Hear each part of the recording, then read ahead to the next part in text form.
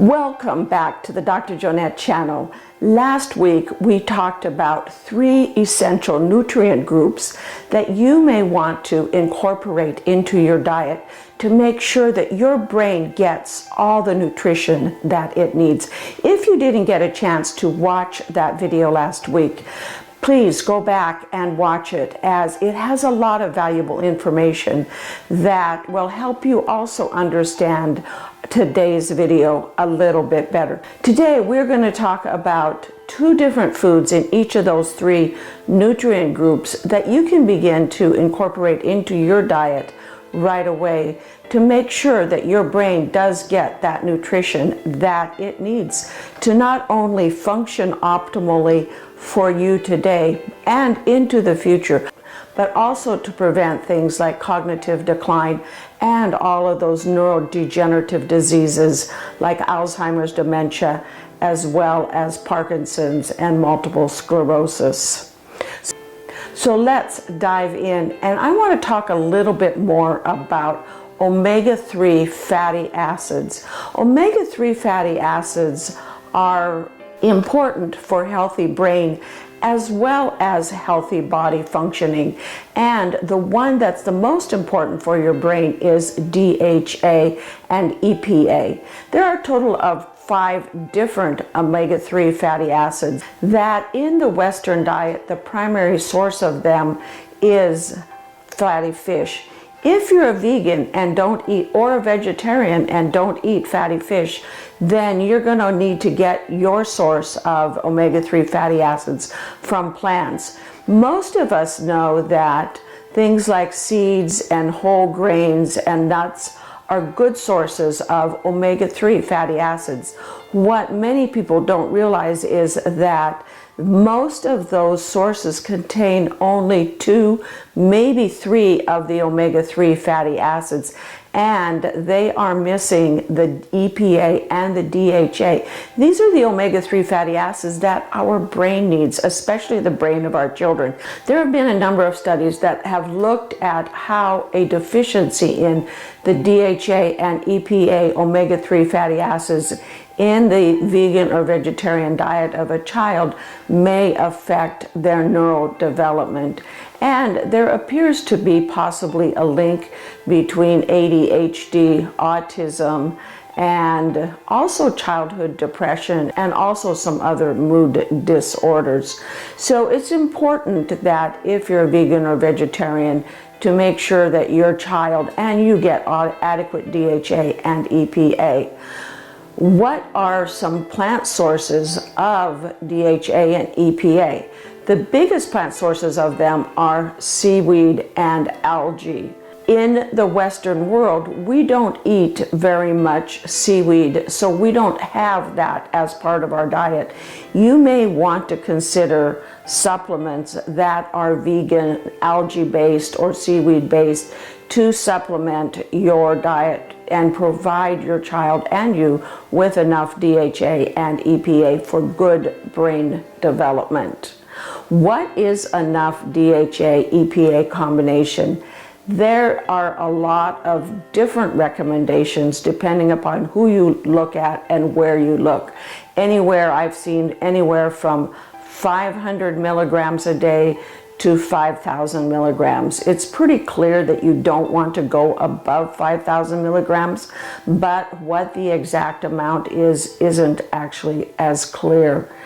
So having said all of that, if you're a vegan or a vegetarian, consider supplements. I'm not a big fan of supplements. I think it's always best to get our nutrients from the source that we need to get them from. But this is an essential nutrient. What that means is that this nutrient is not made endogenously or within our body. Our body doesn't make this nutrient. Our body makes most of the nutrients that we need, but this is one that we need that it doesn't make. So it is considered an essential nutrient, and we have to get it from our diet as our body doesn't make it.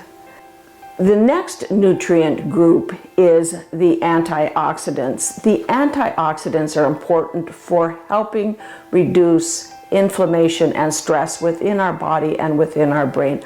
Oxidative stress within our brain damages our brain cells. There are unstable molecules within our brain called free radicals, and those free radicals can even attack and destroy our brain cells. Antioxidants neutralize or destroy the free radicals, helping protect our brain against oxidative stress. Oxidative stress is one of those things that leads to cognitive decline and memory problems, as well as neurodegenerative type diseases. What are some foods? What are a couple of foods that are high in antioxidants? When you think about foods high in antioxidants, think about foods that have deep colors, especially purples and blues. Probably the top of the list is blueberries, but close behind that is other berries. Also things like tomatoes and carrots have a pretty good amount of antioxidants as well. Another food that is high in antioxidants is one of my favorite foods, dark chocolate. Dark chocolate has substances in it called flavonoids, which are good antioxidants. However, if you are eating dark chocolate for its antioxidant effect, you are going to want to get dark chocolate that has at least 70% cocoa in it, in order to get the maximum amount of benefit from the flavonoids that are in the dark chocolate. If you found this information helpful so far, thank you for subscribing, clicking that like button, or signing up for notifications. The third nutritional group that is so important for our brain development, and especially again for the brain development of children, not only young growing children, but even in utero, and that is the B vitamins. There are a total of about 8 different B vitamins, but one of the ones that is really important for neuro and brain development is folate, or vitamin B9. When you're looking for foods that are high in B vitamins, think green. Green foods, your leafy greens, especially things like spinach, Swiss chard, kale, bok choy, and other leafy green vegetables as well. In addition to that, other green things like broccoli are all good sources of your B vitamins. And even food like avocados. Avocados is a good source of B vitamins, but also has another benefit that makes it one of the top brain foods, and that is that avocados can lower your level of homocysteine. We now know that high levels of homocysteine in your brain are a big contributor to the development of those proteins that are abnormal in our brain, the tau proteins and the beta amyloid plaques. Lowering homocysteine in our brain, we are helping to reduce the chance of developing those abnormal plaques, those abnormal proteins in our brain. And avocados is one of those foods that you can incorporate in your diet to reduce those homocysteine levels. There are many other foods, but I wanted to highlight a few of the foods that are some of the top brain foods that you can add to your diet. So to just quickly recap, for B vitamins, think green. For antioxidants, think deep colors like purple and blue. And for the omega-3 fatty acids, fatty fish, salmon, mackerel, herring, as well as sardines. Or if you're a vegan, consider the supplements or incorporate seafood and some of the algae like spirulina into your diet. Thank you for watching. Thank you also for signing up for notifications.